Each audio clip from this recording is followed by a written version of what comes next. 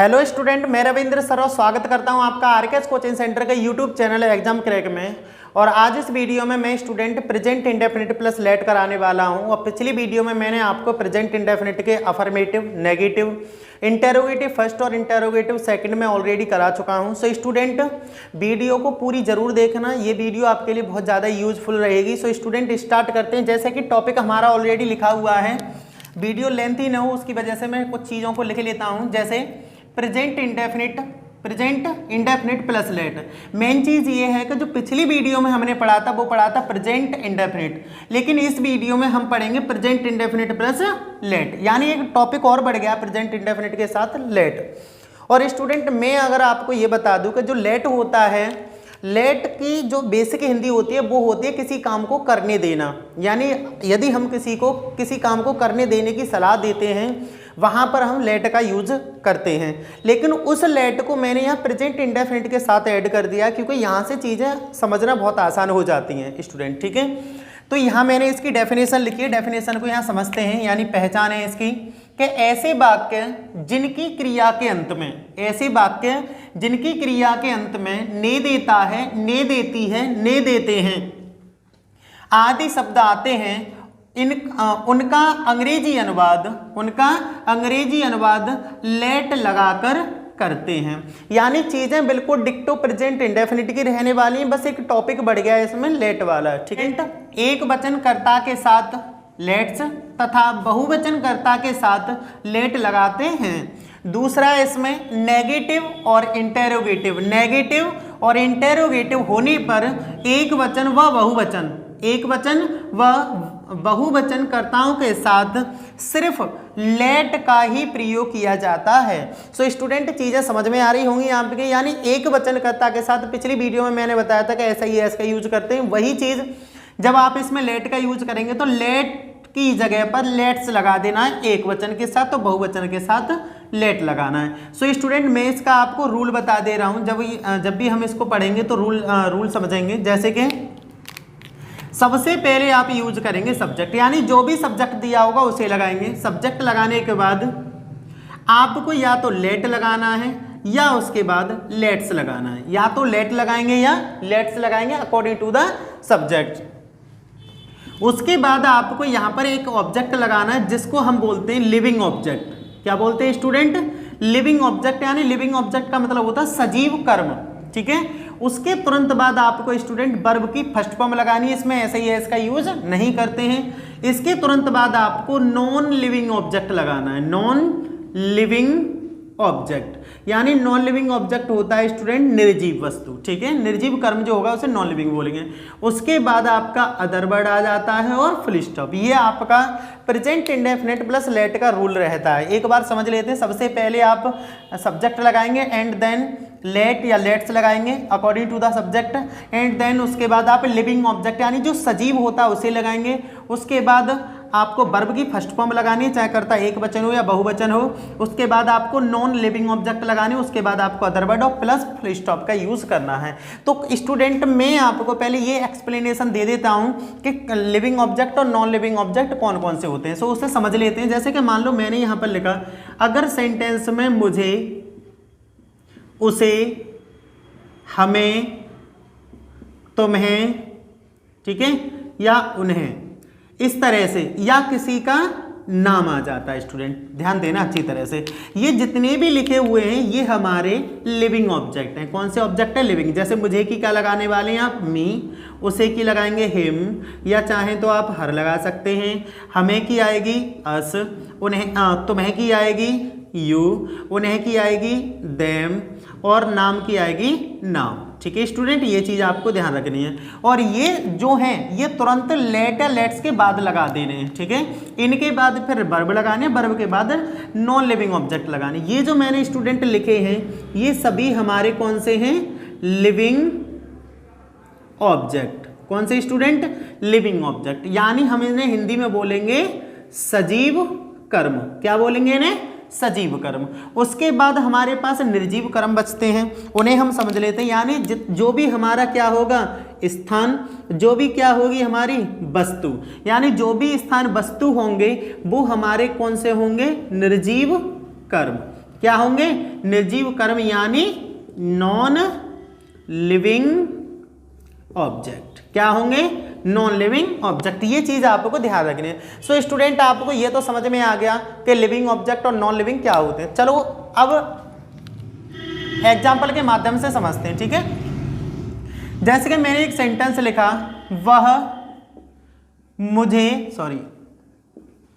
वह मुझे खेलने देता है। ध्यान देना अच्छी तरह से। देखो मैंने अभी बताया था कि ऐसे वाक्य जिनकी क्रिया के अंत में ने देता है, ने देती है, ने देते आते हैं, उनका यूज हम लेट से करते हैं।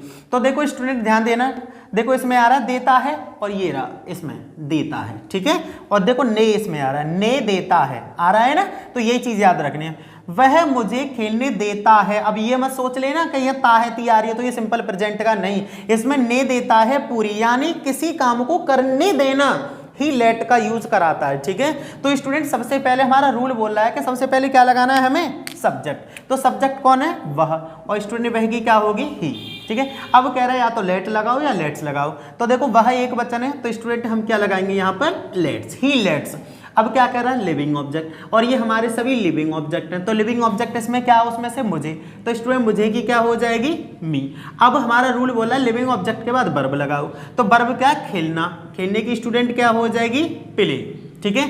अब उसके बाद इसमें कुछ रहा नहीं रहा। देखो वह की क्या हो गई? ही, ये लगा दी। और देखो ने देता है, ने देते की क्या लगा दी मैंने? लेट। खेलने की क्या लगा दी उसमें? प्ले।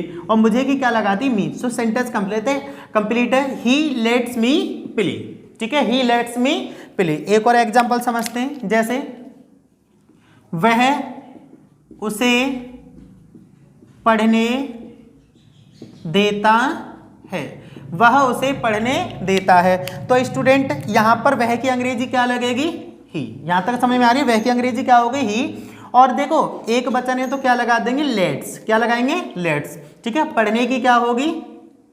पहले लिविंग ऑब्जेक्ट लगाएंगे उसे की चाहे तो हिम लगा दो या हर लगा दो। और पढ़ने की क्या होगी? रीड या स्टडी, कुछ भी लगा सकते हैं। तो ये हो गया ही लेट्स हिम रीड, या स्टडी का यूज आप कर सकते हैं, ठीक है स्टूडेंट। इन चीज़ों का आप विशेष करके ध्यान रखेंगे। नेक्स्ट समझते हैं एक और, तुम मुझे जाने देते हो। तुम मुझे जाने देते हो, ठीक है। तो स्टूडेंट तुम की क्या होगी यहाँ पर? यू, ठीक है, सब्जेक्ट। अब लेट या लेट्स में से क्या लग जाएगी? लेट, क्योंकि बहुवचन है तो लेट लगेगा, एक वचन है तो लेट्स लगेगा। तो यू लेट, मुझे की क्या होगी? मी, और जाने की क्या होगी? गो। बस बन गया, यू लेट मी गो, ठीक है स्टूडेंट। नेक्स्ट देखते हैं नंबर 4, वे अपने दोस्तों को बहुवचन कर देते हैं, ठीक है। वे अपने दोस्तों को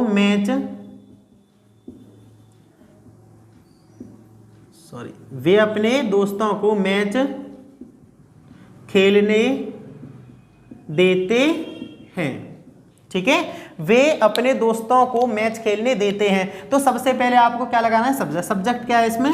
दे, ठीक है। अब लेट या लेट्स लगाना है तो दे बहुवचन है तो क्या लगाएंगे? लेट। अब कह रहा है लिविंग ऑब्जेक्ट। लिविंग ऑब्जेक्ट क्या है इसमें? अपने दोस्त। तो दे लेट देयर फ्रेंड्स, क्या लगा देंगे यहाँ पर? Their friends. वे के साथ अपने की देयर होती है तो ये हो गया दे लेट देयर फ्रेंड्स। और खेलने की क्या होगी? प्ले। और मैच की क्या हो जाएगी? मैच। तो स्टूडेंट यहाँ ऑब्जेक्ट आ गया नॉन लिविंग, ये वाला देखो नॉन लिविंग। अब कैसे? जैसे सब्जेक्ट लगा दिया, लेट या लेट्स में से लेट लगा दी, लिविंग ऑब्जेक्ट हमने देयर फ्रेंड्स लगा दिया, वर्ब हमने प्ले लगा दी, और नॉन लिविंग हमने क्या लगा दिया? मैच, जो कि एक स्थानीय वस्तु हो सकता है वो हमने यहाँ पर लगा दिया। अदरवाइज है नहीं है तो हमने क्या लगा दिया? Full stop. तो सेंटेंस बन गया they let their friends play match. So student आपको चीजें समझ में आ गई होंगी कि किस तरह से हमें लेट का यूज किन किन वाक्यों में कैसे कैसे करना है। चलो लास्ट एक और एग्जांपल समझते हैं, इसका 5वां। जैसे माता जी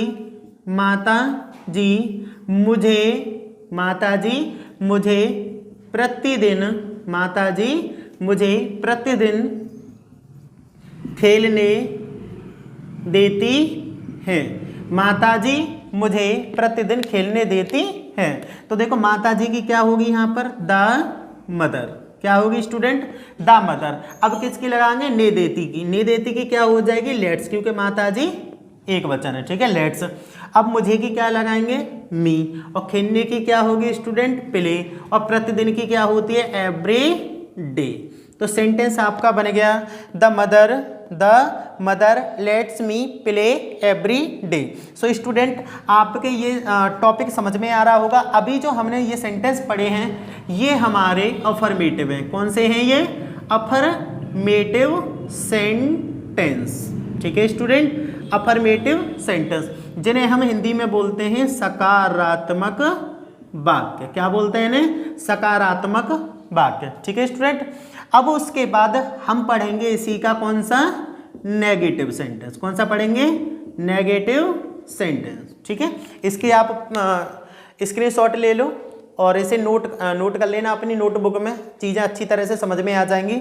सो स्टूडेंट नेगेटिव स्टार्ट करते हैं, ठीक है।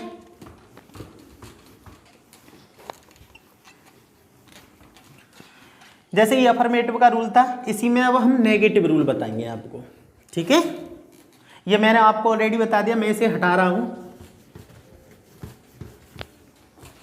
अब देखेंगे, अब रूल हमारा रहेगा, यहां से जो सेंटेंस पढ़ेंगे वो कौन सा होगा हमारा स्टूडेंट, नेगेटिव, ठीक है, नेगेटिव सेंटेंस। नेगेटिव सेंटेंस को हिंदी में बोलते हैं नकारात्मक वाक्य। क्या बोलते हैं, नकारात्मक वाक्य, ठीक है। इसे समझते हैं रूल को। सबसे पहले स्टूडेंट याद रखना, जैसे हम सेंटेंस को नेगेटिव बना देते हैं तो प्रेजेंट इंडेफिनिट में नेगेटिव बनाते समय हम डू नॉट और डज नॉट का यूज कर रहे थे। सो सारी चीज़ें यहाँ पर भी यूज होंगी, बस लेट बढ़ जाएगा।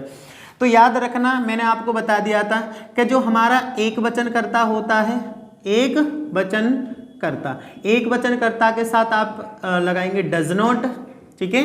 और जो हमारा कौन सा होता है, बहुवचन करता, बहुवचन करता, उसके साथ लगाते हैं स्टूडेंट डू नॉट। सो ये चीज़ें आपको ध्यान रखनी है। तो रूल समझ लेते हैं पहले, यहाँ रूल लिखते हैं, रूल नंबर 2 है, ठीक है। रूल नंबर 2, सबसे पहले स्टूडेंट आप सब्जेक्ट लगाएंगे, सब्जेक्ट के बाद या तो डू नॉट या फिर डज नॉट, साथ लगा देंगे, ठीक है।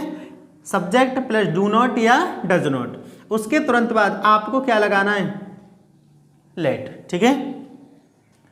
उसके तुरंत बाद वही लिविंग ऑब्जेक्ट, तो इसे मैं एलओ लिख दे रहा हूँ, लिविंग ऑब्जेक्ट शॉर्ट में, ठीक है। उसके तुरंत बाद आपको क्या लगानी है, वर्ब की फर्स्ट फॉर्म, उसके बाद लगाना है NLO यानी नॉन लिविंग ऑब्जेक्ट। उसके बाद आपको लिखना है आपको अदर वर्ड, और अदर वर्ड के बाद लगा देना है फुल स्टॉप। सो स्टूडेंट पिछले वाले रूल के अकॉर्डिंग इस वाले रूल में खाली डू नॉट और डज नॉट बढ़ा दिया, बाकी सारी चीज़ें बिल्कुल डिक्टो सेम है, ठीक है। तो मैं एक एग्जाम्पल समझाता हूँ मैं इसका, बहुत आसान हो जाएगा समझना। जैसे तुम मुझे पढ़ने नहीं देते हो, नहीं देते हो, तुम मुझे पढ़ने नहीं देते हो।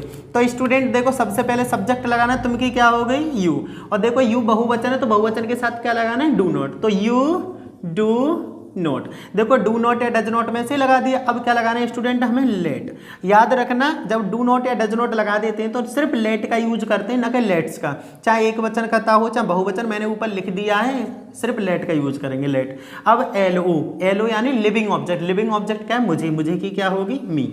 अब क्या लगानी स्टूडेंट, वर्ब, वर्ब क्या है इसमें, पढ़ना, पढ़ने की क्या होती है, रीड, ठीक है। अब देखो तुमने इसकी भी लगा दी, इसकी लगा दी, इसकी लगा दी, इसकी भी लगा दी और इसकी भी। अब बताओ इसमें कुछ रहा नहीं, तो सेंटेंस आपका बनके कंप्लीटेड हो चुका है कि you do not let me read, you do not let me read. अगला करते हैं, जैसे वह मेरे दोस्त को